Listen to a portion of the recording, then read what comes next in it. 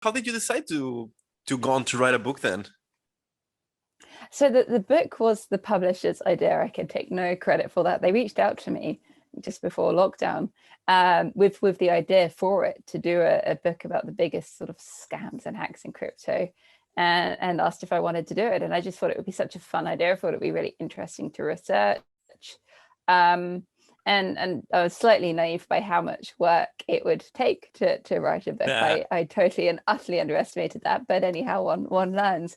But we'd hosted previously. So there's a podcast in the UK that was very popular. It was called The Missing Crypto Queen. It was done by the BBC, and it was about the OneCoin scam. So that's now thought to be the biggest scam in crypto. I think they've taken about $25 billion worth from people, and it's a huge Ponzi scam that's affected people all around the world. And the BBC did this podcast series about it. I don't know if you know it, but I was sent a link to that podcast at the end of 2019. And it's just a phenomenally well done show. They researched this scam, and they're looking for the woman who founded it, and she's been missing and disappeared and has been hunted down by the FBI since 2017. And there was all these sort of parts of the story that just kept revealing themselves in this podcast about, that they've tracked down the founders. It was this whole multi-level marketing sort of style scam, but the woman had found out that the FBI were after her and disappeared, and they were tracking down where she was. And so I listened to this podcast, and I was just absolutely hooked. It's so well done. So I sent a message to the guy. He's called Jamie Bartlett, the guy who, the sort of the host of the podcast, the main guy who'd been driving it, doing all of the research. And I assumed he's so busy and he's so in demand, and I thought there's no way he'd be willing to speak at one of my events. But I sent him a cheeky message if he would be willing perhaps to speak at one of our Crypto Curry Club events. And by then we had the main crypto community in the UK, and he said yes, that he'd be happy to. So he came to one of our Crypto Curry Club events, and we had this sort of private room full. We had a restaurant full, and took over the space, and had about 60 people from all of the main crypto companies, and people that had been in crypto from, in many cases from the early days, coming to listen to Jamie. And he told us some of the most incredible stories sort of from behind the scenes of the OneCoin scam. And then what was interesting from that event, because you've got in crypto, especially from the earlier days, there's been so many scams and so many crimes and so many hacks and all of this. And what was interesting at that event and after that event, because we'd hosted Jamie and had this big talk all about the OneCoin and all about the big scam, quite a few people who had been in crypto sort of from the earliest days, sort of since early after Bitcoin was created in 2009, came forward to tell me about other scams that they knew about and that they'd sort of watched unfold, and that they'd in some cases tried to expose and tried to warn people about. And some of these people had death threats and had real sort of threats by the scams, and in some cases by mafia, by organized crime, for their attempts to expose these scams.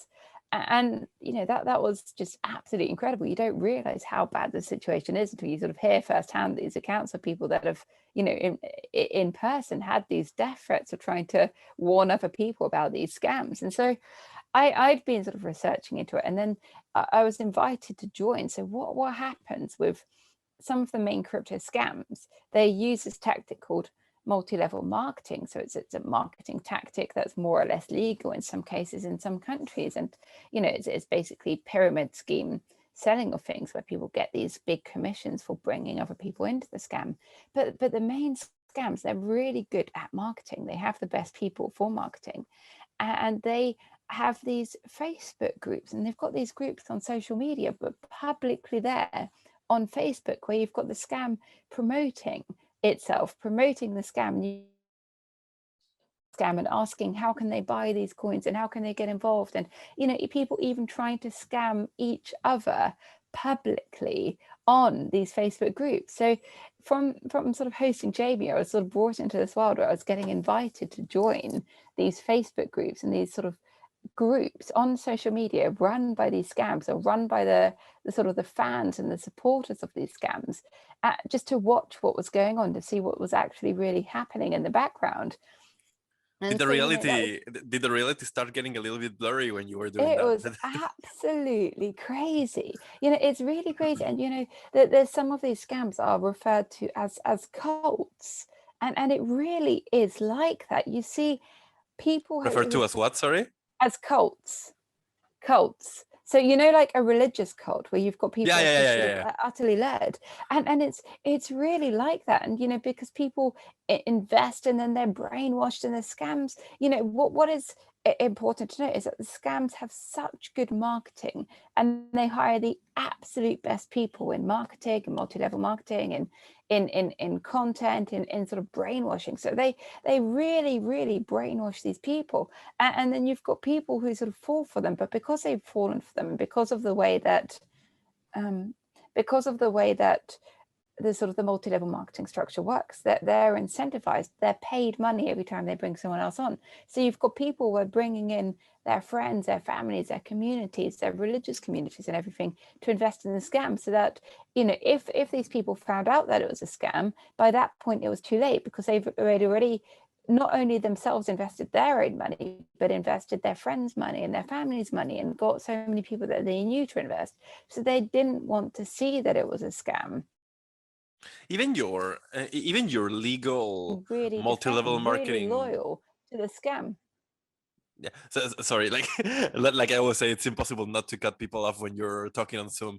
But yeah, even your legal multi-level marketing stuff, like even the regular multi-level marketing companies like Unilever and Tupperware or whatever, they're a bit cultish, right? Like they behave in the same way that people saw that BitConnect guy behave in Right. their So I mean, conferences. yeah, there's a number. I mean, I heard somewhere, and I'm sure there are. Okay, I'm not sure. It's possible there are multi-level marketing companies that have good intentions and do well for people. But the statistic I heard is that on average with multi-level marketing, 98% of people who get involved lose money.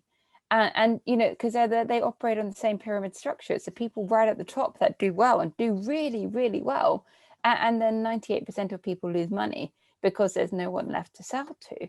So even, you're right, I watched this documentary about multi-level marketing companies in the I forgot the name of it. It's this like sort of herbal oils, these sort of natural oils that are used to treat various things. And I don't know if they work. Maybe they work, it's possible.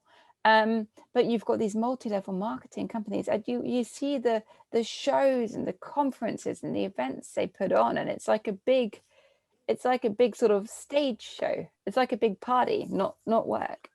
And they target college kids, like that's the crowd that they're trying to onboard. 18-year-old kids, 20-year-old kids that are like impressionable and think they're starting their own business.